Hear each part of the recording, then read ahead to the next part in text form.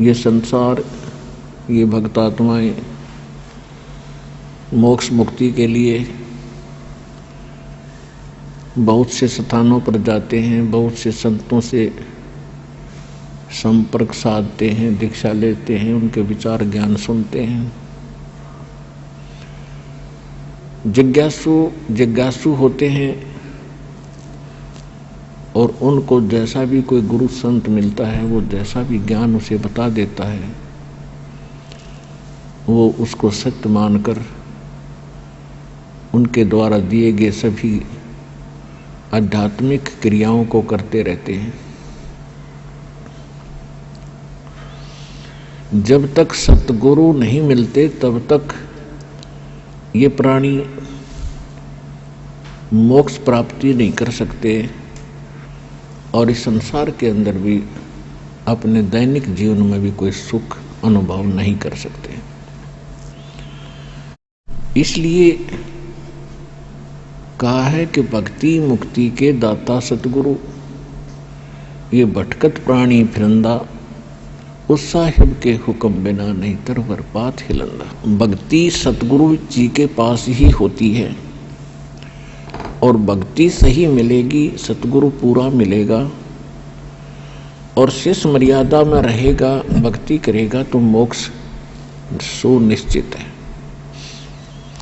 इसमें कोई शंका करने की आवश्यकता नहीं।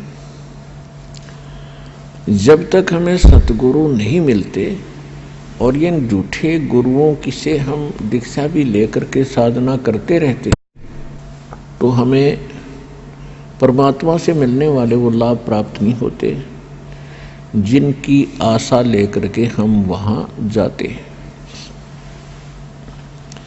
फिर कुछ दिन वहां जाते हैं तो फिर मन में आता है कि कोई लाभ नहीं हो रहा, तो कोई दूसरा व्यक्ति बता देता है कि मैं वहां जाता हूं, वहां से ऐसे बहुत से लाभ होते हैं। फिर वो वहां जाना शुरू कर देता है, वहां से भी कुछ राहत नहीं मिलती है तो फिर वो नास्तिक हो जाता है। ये सोच लेता है कि कोई भगवान नहीं और किसी के पास कोई ज्ञान नहीं, या तो वो उस कष्ट में मर ही जाता है या फिर नास्तिक होकर अपनी ही सूझबूझ से वो धनी होने की चेष्टा करता है, चोरी करने लगता है, रिश्वत लेता है, मिलावट करता है और ज्यादा कर्म बिगाड़ लेता है। तो परमात्मा ने स्वयं आकर के एक सतगुरु की भूमिका की और उन्होंने ये यथार्थ ज्ञान, यथार्थ भक्ति विधि और सभी क्रियाएं बताई और सभी परहेज बताए जो मर्यादाएं हमें रखनी अनिवार्य हैं एक भक्त को, तो वो सभी मर्यादाएं भी परमात्मा ने ही बताई। तो सतगुरु परमात्मा ही होता है या फिर परमात्मा का कृपा पात्र कोई संत विश्व में एकाध ही होता है। वर्तमान में एक ही होता है, विश्व में दो सतगुरु नहीं होते। तो कहने का भाव यह है कि जब परमात्मा सतगुरु की भूमिका करने आए थे सन 1398 से सन 1518 तक काशी शहर के अंदर एक जुलाहे के रूप में, एक सिंपल मैन के रूप में अपना दैनिक कार्य करके दिखाया। एक कृत्रिम परिवार था, कृत्रिम बनावटी। वो कैसा था कि परमात्मा सतलोक के अंदर रहते हैं। सतलोक वो स्थान है जिसको गीता अध्याय नंबर 18 के श्लोक नंबर 62 में कहा है कि अर्जुन, तू सर्वभाव से उस परमेश्वर की शरण में जा, उसकी कृपा से ही तू परम शांति को और शाश्वतम स्थानम यानी सनातन परम धाम को प्राप्त होगा। गीता ज्ञानदाता अपने से अन्य किसी परमेश्वर की शरण में जाने को कह रहा है, तो वो परमेश्वर सतलोक में, शाश्वत स्थान में, सनातन परम धाम में रहता है और वहां से वो चलकर आता है यहाँ संसार के अंदर अपने ही जानकारी को स्वयं बताने के लिए।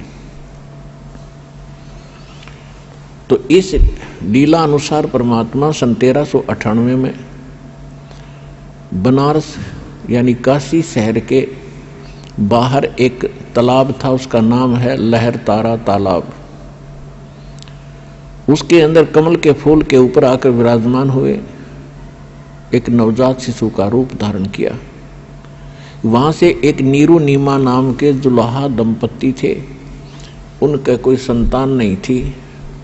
वो प्रतिदिन स्नान के लिए वहां जाया करते थे। जून का महीना था, पूर्णमासी का दिन, सुबह ब्रह्म मुहूर्त में वहां जब वो स्नान करने के लिए गए तो परमात्मा को वहां कमल के फूल पर एक बालक के रूप में उन्होंने प्राप्त किया, घर ले आए। परमात्मा ने 25 दिन तक कुछ भी आहार नहीं किया। माता पिता जो मुंह बोले माता पिता थे, यानी कृत्रिम परिवार था उनका, वो चिंतित हुए। फिर परमेश्वर की कृपा हुई, उनको प्रेरणा हुई और एक कुंवारी गाय लाई गई। कुंवारी गाय ने दूध दिया। उस कुंवारी गाय का दूध परमात्मा पिया करते थे बालक रूप में। ऋग्वेद मंडल नंबर 9 सूक्त नंबर 1 मंत्र 9 में यह प्रमाण है कि परमात्मा जब शिशु रूप धारण करके एक लीला करने आते हैं, उस समय उनकी परवरिश की लीला कुंवारी गायों के द्वारा होती है। और कबीर सागर के अंदर, ज्ञान सागर में यह प्रमाणित है कि परमात्मा 25 दिन तक कुछ आहार किया नहीं और तब उनको कुंवारी गाय उनके सामने लाई गई। कुंवारी गाय ने दूध दिया, उस दूध को परमात्मा पिया करते थे। एक तो ये सिद्ध होता जा रहा है कि हु इज गॉड, परमात्मा है कौन। जो वेदों को हम सत्य मानते हैं, वेद परमात्मा की महिमा से युक्त हैं, परमात्मा के गुणगान ही वेदों के अंदर लिखा गया है, भगवान का विधान बताया गया है। परमात्मा कैसी लीला करता है, कैसा है, कहाँ रहता है, उसके मिलने की विधि क्या है, यह हमारे सदग्रंथों में प्रमाणित है, विद्यमान है। तो उन्हीं सदग्रंथों से आज ये निष्कर्ष निकल रहा है, ये सच सामने आ रही है कि परमात्मा साकार है। इन वेदों के पढ़ने वाले आज तक हमें निराकार बताया करते थे।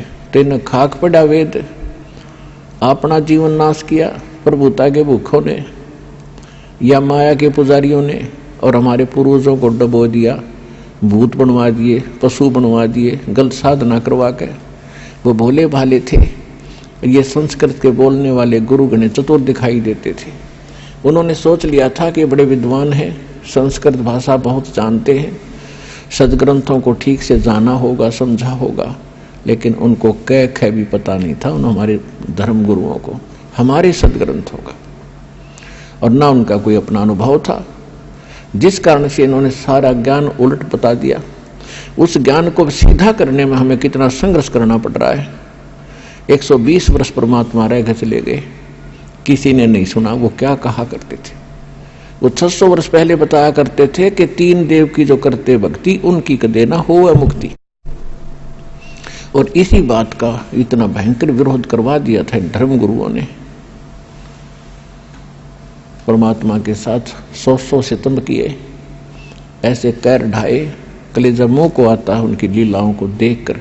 वो हमारे लिए भटक रहे थे, हम उनके पीछे पड़ गए। तू जुलाहा है, तू धारणक है, क्या जाने भगवान के बारे में, तेने क्या पता सदग्रंथों का। जो परमात्मा ने 600 वर्ष पहले वो ज्ञान दिया था, वो लिपिबद्ध कर दिया गया आदरणीय धर्मदास साहिब जी के द्वारा। और आज वो ज्ञान जो भगवान बताया करते थे, आज हमारे सदग्रंथों में ज्यों का तो मिला। तो इससे सिद्ध है कि जो हमारे धर्म गुरु थे वो हमारे सिलेबस से, हमारे दातुम ग्रंथों से अपरिचित थे, बिल्कुल महामूर्ख थे। वे जो टीचर अपने सिलेबस से परिचित नहीं है तो टीचर नहीं, वो तो महामूर्ख व्यक्ति है, विद्यार्थियों का नाशक है। तो कहने का भाव ये है कि जब परमात्मा 5 वर्ष के हुए, 5 वर्ष की आयु में 104 वर्ष के आयु के एक विद्वान पंडित ब्राह्मण स्वामी रामानंद जी को परमात्मा ने ज्ञान के अंदर पराजित कर दिया। उनको जवाब नहीं आ रहा था। तो कहने का भाव यह है कि परमात्मा ही स्वयं आकर के ज्ञान देते हैं। रामानंद जी को मालिक ने बहुत पहले तो वेदों गीता से पूछा कि आप कहते हो परमात्मा पाप नाश नहीं कर सकता, कर्म तो जीव को भोगने ही पड़ते हैं, जैसा जिसने किया वो तो भोगना ही पड़ेगा और भक्ति भी करते ही रहना होगा। परमात्मा ने एक ही प्रश्न किया था, स्वामी जी आप ग्रंथों को मानते हैं, क्या आप वेदों को सत्य मानते हैं? स्वामी रामानंद जी वेदों को आधार मानकर ही जनता को ज्ञान बताया करते थे और साथ में पुराणों को गीता को सबको आधार बताते थे और परमात्मा को निराकार बताते थे और एक सामान्य थ्योरी बना रखी थी। एक साधारण शब्द ने एक सिद्धांत बता रखा था। पहले तो अपने जंतर मंत्र बताते हैं, ये कर लो वो कर लो, ये जाप कर लो, ये हवन करवा दो, इतना दान कर दो, गंगा में स्नान कराओ,